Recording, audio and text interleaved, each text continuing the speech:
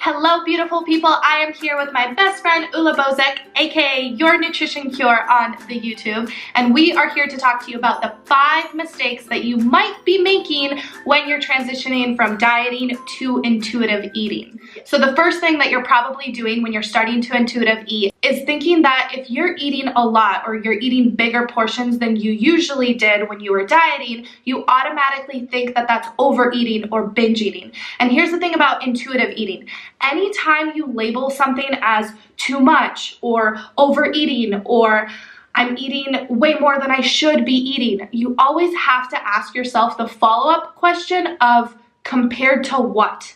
Or compared to who? Compared to when you were 15 years old? Compared to when you were dieting? Compared to the girl on Instagram? Like, where are you getting these arbitrary limits on how much you should be eating? And then what is overeating based on that? Especially since if you've been restricting for a while, you might feel like you're eating a lot more, but technically you're not eating a lot more. You're just eating how much you should be eating. When you analyze it from the point of dieting, it always seems like a binge, but it's most likely just you're hungry. You know, you can also be hungry. Yep. And I heard a funny stat that was like your brain needs the equivalent of 3 cups of pasta just to function.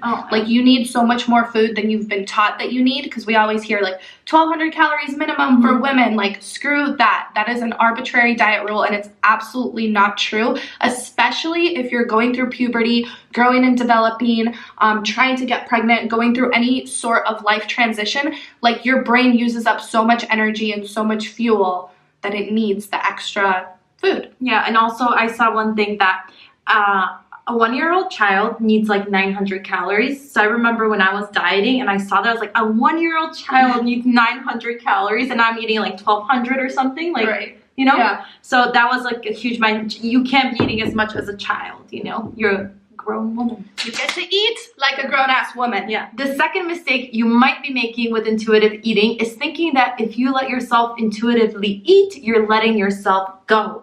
But in reality, you're letting yourself be, because you have been restricting, you have been dieting, and now you get to live your life, enjoy all the foods and find freedom, and it's liberating. So if you think that, you know what, intuitive eating sounds all great, but it doesn't sound like you're being fit, like you're focusing on health, you're just letting yourself go, that is completely BS. And just because you're intuitive eating, it doesn't mean that you don't have structure in your life. It doesn't mean that you're not productive. Like, I used to equate dieting with being productive or getting back on track. And then if I wasn't, then I was somehow failing myself. And that is just not the truth, because you're not put on this planet to diet, lose weight, suck air, and die. You know, that's not what we are here to do. The third mistake you may be making with intuitive eating is thinking that intuitive eating is the same thing as healthy eating. So a lot of the times, or the opposite, thinking that intuitive eating is not healthy eating. True. In reality, intuitive eating has nothing to do with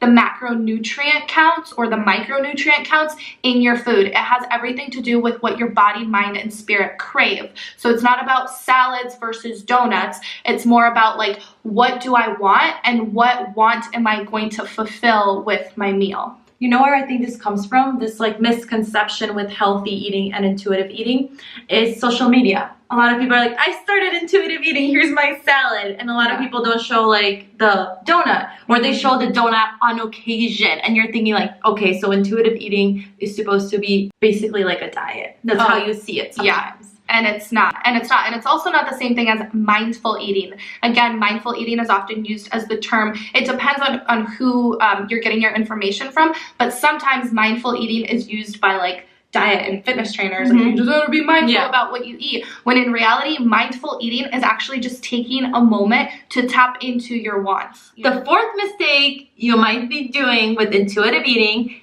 is not trusting yourself with making new food choices. You stick to the staples, the food that you ate when you were dieting, or when you go out to eat, you're like, oh, when you see that it's loaded potato fries or this, you're like, I'm just gonna get something a little healthier. Like, branching out is actually getting maybe a sandwich for you instead of a salad.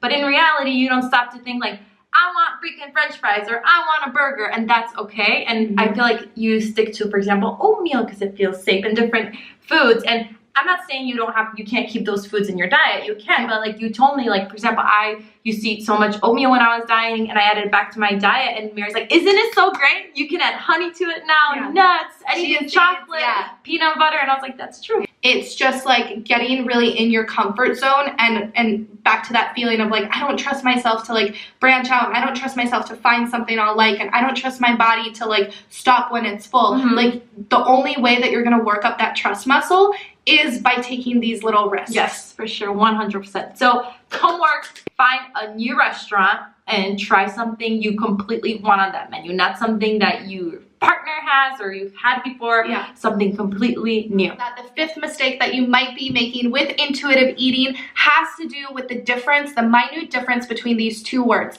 balance versus harmony. So a lot of the times people use intuitive eating interchangeably with balance and moderation, when in reality, intuitive eating has nothing to do with a scale up and down. It has nothing to do with portion control. It has everything to do with trusting that your body is going to harmonize all the foods that you eat. So me personally, I tend to eat a little bit more during the winters just because it's holiday time. I'm spending more time with my family. I'm doing things with them, parties, everything like that. And it's super easy to just beat yourself up and be like, this isn't balance or this isn't moderation because my plate's not 1/3, 1/3, 1/3, for sure. or my breakfast and my dinner aren't balancing each other out, when in reality, intuitive eating has nothing to do with balance or moderation. Think of it more as harmony. So that is all we have for you ladies today. If you want more self-loving tips and tricks, I highly recommend downloading my self-love checklist. So this is a little checklist that you can print out, stick it on your fridge, and go through these daily activities that will strengthen your self-love muscle and thus your trust muscle. Is that the one with your Spotify playlist? Yes. I love it. Yeah, so that one actually has a link to my Spotify self-love playlist. I listen to this playlist every single day. No, it is just so empowering. So good. Don't you love the variety? Yes. Yo, Homegirl has good taste in music. When I was listening to it, I was like, you took so much time to do that. So make sure to download that checklist. I'll put the link down below. Get the Spotify playlist and let me know how you like it by tagging me in your Insta stories. I love seeing what you're up to in your self-love journey. Thank you so much for watching, and catch you in the next video. Yeah. You look naked.